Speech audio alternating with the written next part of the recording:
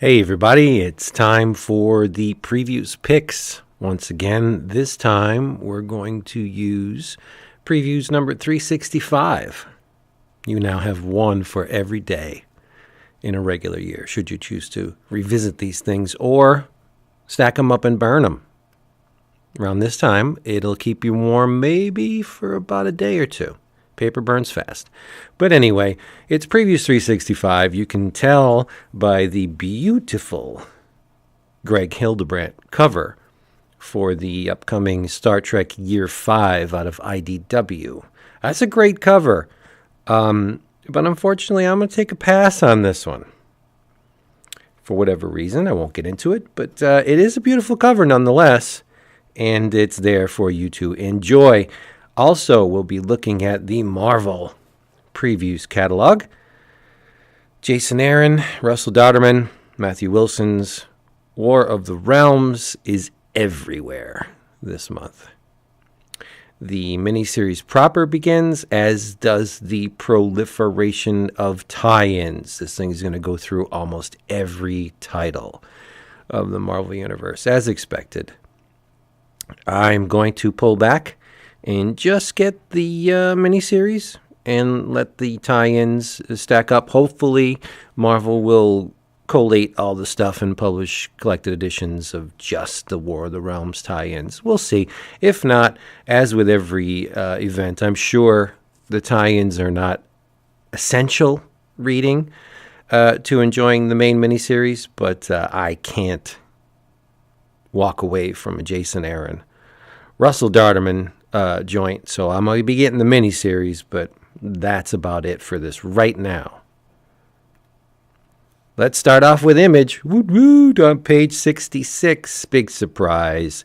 It's the Hack Slash Omnibus Volume 6.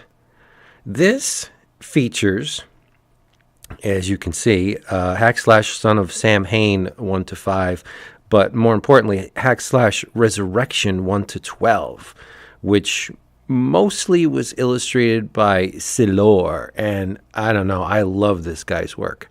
Sexy as hell. It's the series that brought Vlad back. I won't spoil it if you haven't read his going away story, but Vlad is back, and this also includes the Hack Slash Me Without You one shot and other stuff. Who knows what the other stuff's going to be, but it's almost 400 pages. You got 368 pages for a lousy $34.99, and you know, if you get this from Discount Comic Book Service, it's probably going to be around $18, 17, $18. Not bad at all. For that amount of pages, this thing will keep you busy. Maybe you've read the first 5. If not, maybe this would be an incentive to read the first 5 because, as you can see, they're also offered again this month. So you can get everything Hack Slash this month if you want to. Keeping the Image theme alive, it is Unnatural Volume 2, The Hunt by Mirka Andolfo. I just love this series. She is cooking up the best visuals I think she ever has. It seems to be the right concept, just the right characters. She's really glowing on this. So she's written and drawn this, and it's beautiful, it's sexy, it's dirty, it's very current, very contemporary, because it makes a comment on a lot of the things that we're encountering outside our windows these days.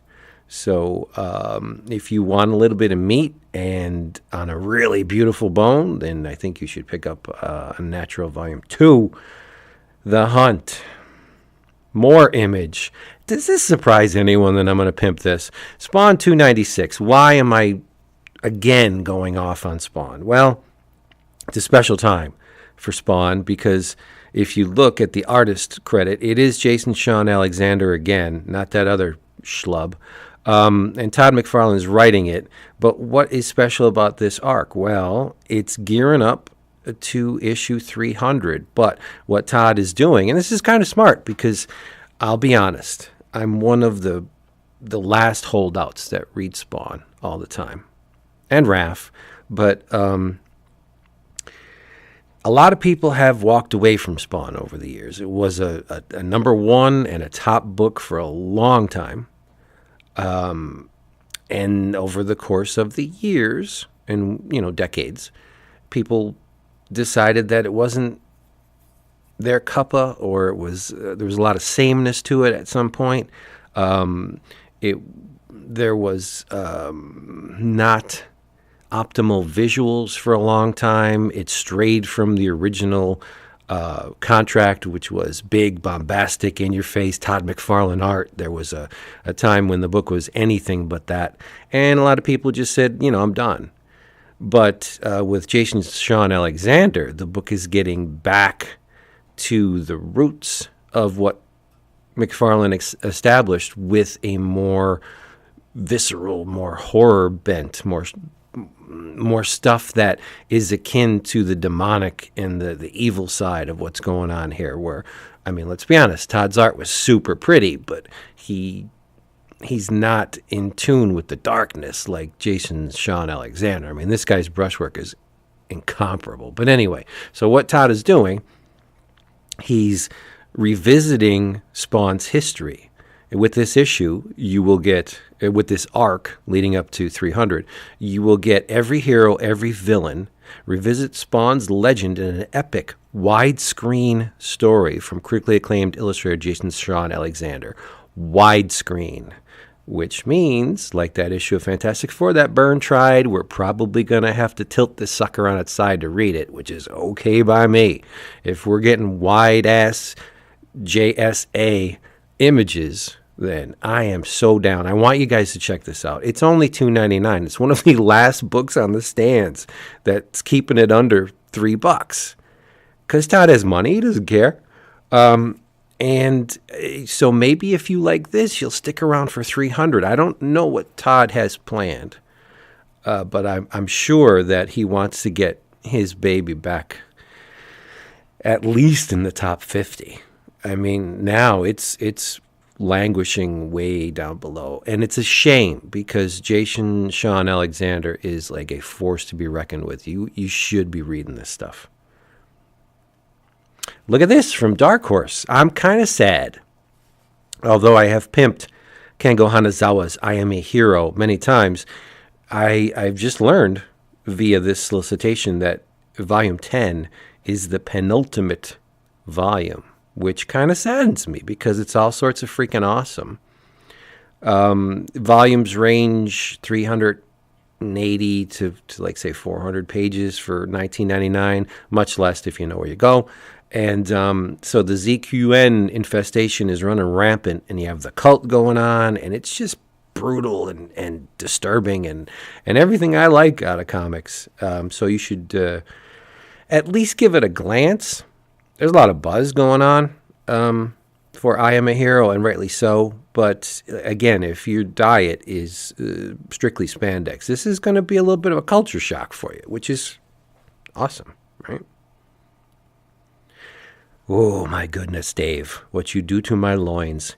From IDW, it's Teenage Mutant Ninja Turtles 93, written by Tom Waltz and some dude named Kevin Eastman. I don't know if he has a connection to the Turtles franchise, but he's there nonetheless. And a guy on art we all know and love, it's Dave Wachter. And I think that is a phenomenal image. And I can only imagine what's going to go on within its pages. This is City at War Part 1. Judging by the fact that it's Teenage Mutant Ninja Turtles 93, I'm guessing City at War is going to culminate in Teenage Mutant Ninja Turtles 100, which means this is going to be a 7-issue run. That's pretty awesome. I would love to see Dave on all 7 issues, and my little tiny Sicilian fingers are crossed that he will be there for it. And but I usually get this stuff in collected editions. I can't do it this time. I have to be there for my buddy Dave, not only for him, but for me. Shit. Dave Wachter every month for 7 months? I'm down. You should be too. If you listen to the 11 O'Clockers for this year, you know that John and myself threw much love at Matthias Bergara. This is from Boom. It's the Coda Volume 2, which collects issues 5 to 8 of Simon Spurrier and Bergara's fantasy series. I don't have to push this one hard. If you like beautiful visuals and the fantasy milieu, then maybe you should pick this up. I know I am. $3.99 an issue, so which is not bad considering the cardstock covers and stuff that you get with this upscale boom format. But it's will be much cheaper in a collected edition format because you're going to get a good discount on this. This is strange. This one came out of nowhere from Aftershock. Adam Glass and Olivia Briggs are writing it. Hayden Sherman is the artist. It is called Mary Shelley Monster Hunter. And it's a question that I've often asked myself, like, how did a 19-year-old girl, Mary Shelley, how was she able to pen such a mature, insightful, visionary look into death and what happens after we die, and who controls death and where does it come from, and what if someone were able to harness the powers of death and reverse it, and what would happen? And this is a 19-year-old girl, for crying out loud. But this is a fantasy take on that. And it says, with the recent discovery of Mary Shelley's secret memoir, the truth is finally revealed. Mary Shelley didn't just write Frankenstein, she lived it. That's cool. Traveling back to that historic Geneva winter of 1816, Mary, her fiancé Percy, sisters Claire and Fanny, and the celebrated poet Lord Byron find themselves guests of the eerie Frankenstein estate.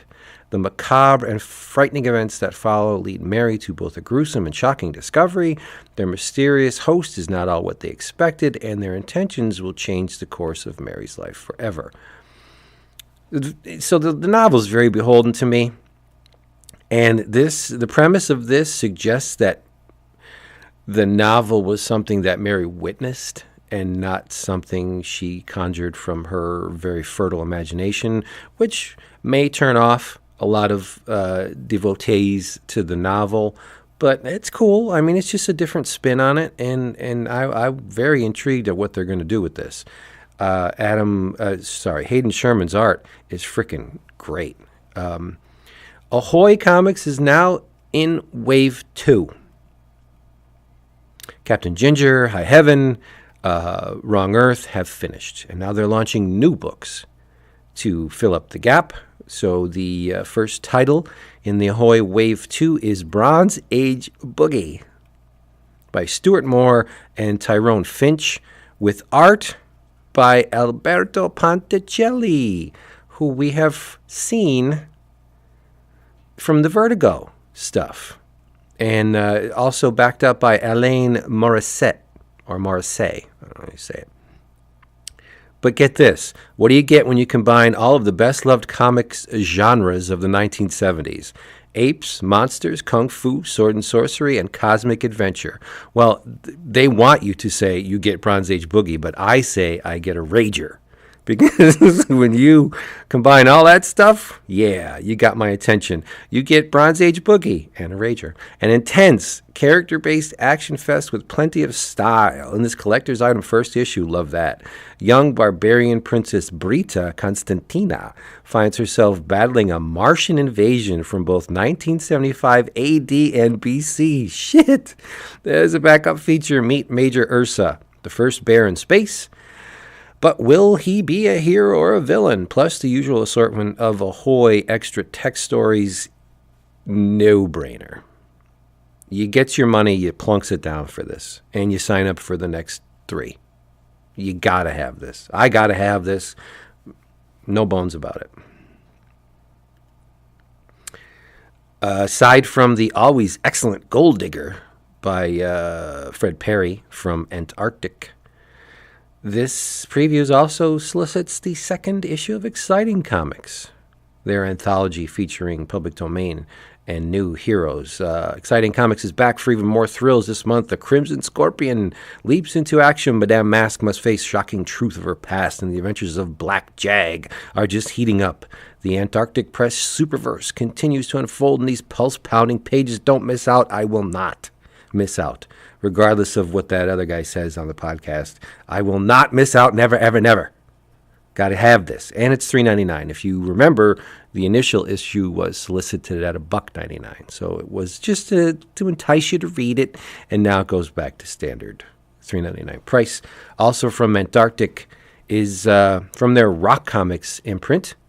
This is the collective edition of Heroes at Large, frozen in the 40s, thawed in 2018. Again, they took a bunch of public domain heroes, and much like what Eric Larson did in the pages of Savage Dragon, if you remember, when all of the Daredevil and all those dudes were unleashed from the urn, this is a team of government-sponsored heroes. It's frozen in the 40s, only to be thawed out in the present. But they have no superpowers, no amazing gadgets, and a complete lack of self-awareness fuel this motley crew of politically incorrect heroes at large. You got my attention. Catman. So it's a mature reader's title. And Bill Zanowitz has read this before me, and he enjoyed it, so I take that as a good sign. I must have this. It's 96 pages at $14.99. And you can find this on page 261. Give it a shot. Big doings for us cheapskates at Avatar. What they're doing once again is they're having the Avatar Fire Sale. Ultra Sale. And what that is they take all the back stock of trade paperbacks and stuff, and they're liquidating them at $5.99. It's a great price. I already have crossed plus 100, but nevertheless, I'm going to get the 3 volumes in order to put them on my bookshelf for $5.99, even less after discount. Shut up, right? It's a no-brainer. I already have the Cross 3D Volume 1 hardcover, so I'm not going to get that, but I do suggest you do, because not only is David Lapham a very sick individual, wonderfully so, but it's in 3D. You get the glasses and everything. Get it. And I'm also getting Alan Moore's Hypothetical Lizard. I'm on the fence with some of them, but rest assured I'll probably get Hickman and Company's God is Dead. Maybe the 2 issues of Extinction Parade, or the 2 volumes, of Extinction Parade. I have the singles again, but Raulo Caceres' art is just ungodly in that book. I'll pick up those. I also have the Night of the Living Dead stuff. I have, you know me, I have a lot of the Avatar books, but at $5.99 a piece, and even if we get, say, 35% off on these, it's going to be less than $3 a trade. That's less than the price of a single issue. So I'm guessing in April, everybody's boxes are going to be very, very heavy. This is a good time to pick up stuff you never tried before, and at a very low price. If you don't like them, regift them. Oh, the 2 volumes of Caligula too. I'm going to pick them up because Jason liked them. Even so, I'm going to pick them up. So let's see what else we have. Oh boy. You need to go to the Floating World Comics section, and I didn't put the page number on this, but it is alphabetical, so you shouldn't be able to have too much trouble finding it. It's the All-Time Comics Season 1 trade paperback.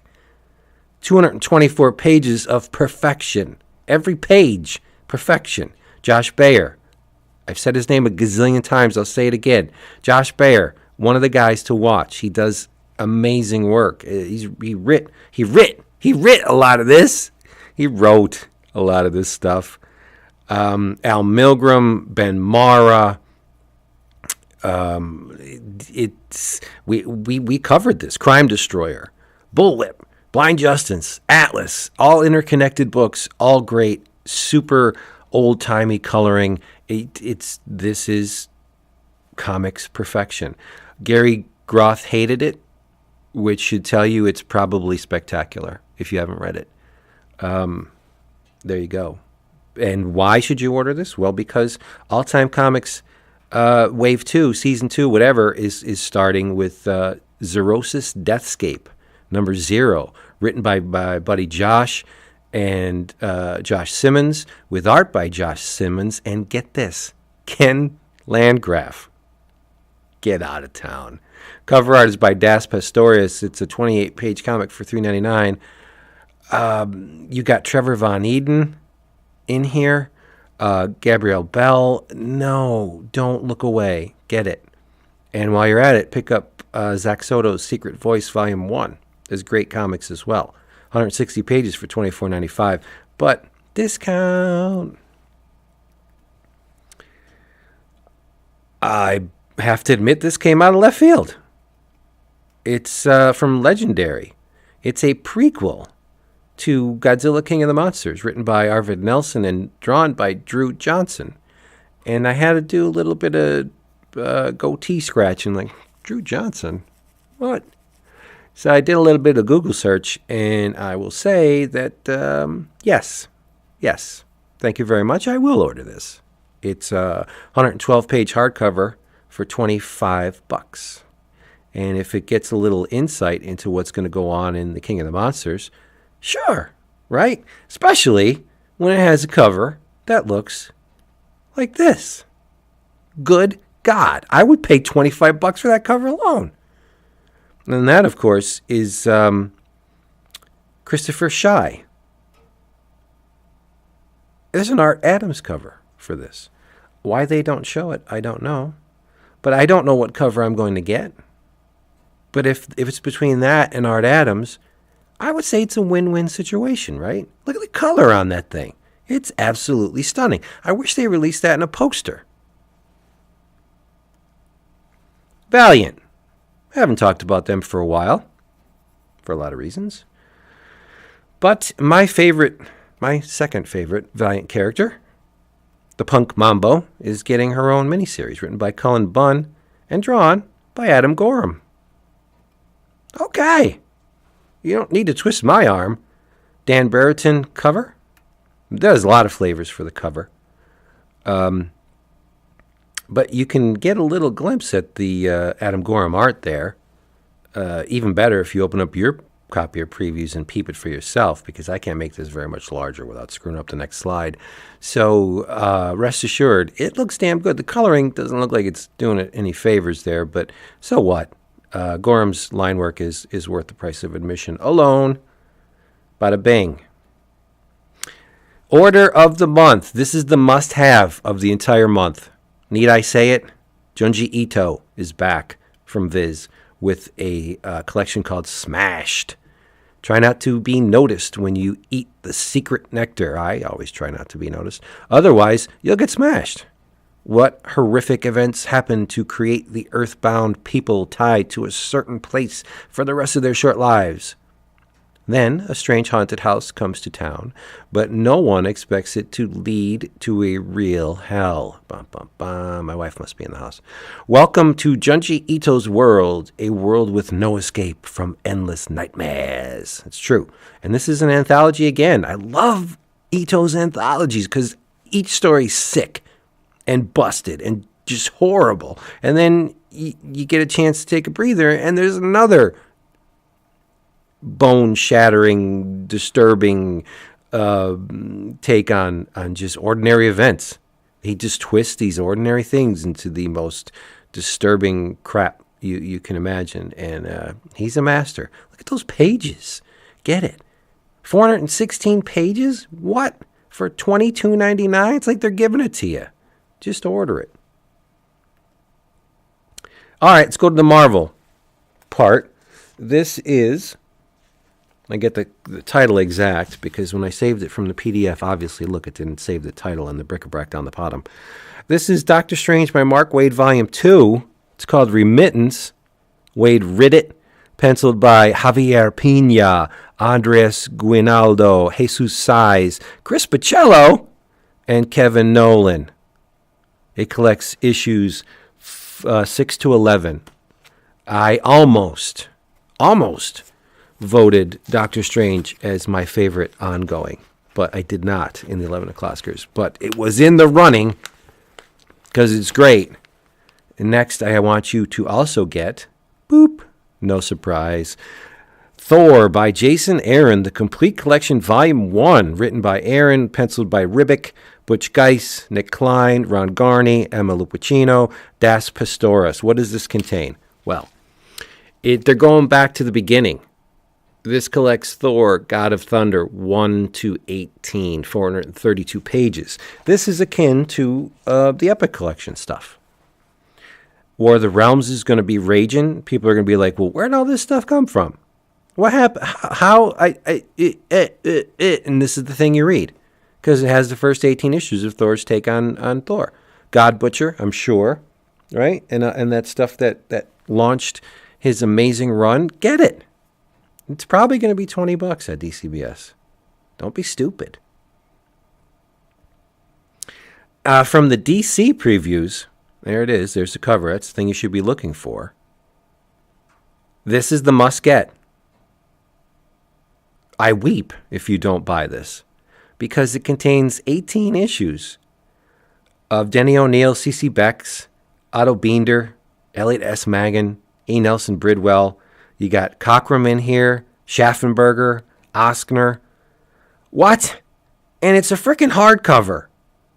336 pages for $50. You know it's going to be $25 at dcbservice.com. There's no reason in hell why you don't order this book. This is the way comics should be. If all comics were like the original run of DC Shazam, it would be a beautiful, beautiful place in this world. Just get it. If you haven't read it, trust me. Just get it and read it and love it and sleep with it. Don't give it away ever. Swamp Thing, Protector of the Green. Confession. I only lasted about 6 issues into Snyder and Lemire's Swamp Thing. I think it was just Snyder when I was reading it. But for whatever reasons, I didn't finish it. And I'm going to now. I'm going to rectify that mistake. Swamp Thing's one of my favorite characters. Must have been something stupid that I didn't like or whatever. You know, I'm finicky. It just takes one little thing. Screw that. I'm not reading it anymore. But this contains Swamp Thing 1 to 10, the annual, and the 2 issues that it crossed over with Lemire's Animal Man. Issues 12 and 17. It's 280 pages for $24.99. It's going to cost you around $13. That's less than $1 an issue. And Yannick Paquette and Ibanez and Marco Rudy and Francesco Francavilla on art.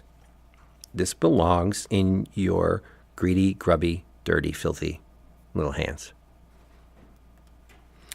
The runner-up for must-buy of the month is this featured item, San Julian, Master of Fantasy Art, written by Manuel Awad, with art, of course, by the master San Julian. This says it's the first comprehensive art book of San Julian's work in decades. Okay. The good that they put the in decades on there, because I have San Julian art books that are pretty comprehensive. This book features recent commissions in full color with a foreword by acclaimed painter Joe Jusko. Now, if you're saying, who the hell is this San Julian guy? You must have been born you must be in your 20s. Because if you were an old fart like me, you would know damn well who San Julian is, because he did covers for a lot of the Warren titles, among other things. He did Vampirella covers and Creepy and Eerie. And San Julian, as far as horror and fantasy illustration goes, is looking at the soles of Frank Frazetta's feet. Let's just put it that way. I'm not going to say he's as good as Frazetta, or he has the impact or the renown of Frank Frazetta, or the ability of a Frank Frazetta, but he's up there. San Julian is damn frickin' good, and I bet you if you pick up this book, you'll find out why. 312 pages. But it's a soft cover. What's wrong with you people? $40, probably much less through you know where. I just wish it was a hardcover. I just saw that it's a soft cover, but that's okay. I'll just add it to my San Julian library because he's the bomb, diggity yo, as Jason would say. Ooh. So, all right, that's all I got for you on this version iteration of the previews picks. Remember, 365. Get it. Find out what you love, order it, and just have a great old time. Thank you again for being there for us. Love you so much. Oh my goodness, do I? We. And I'll be back with more stuff.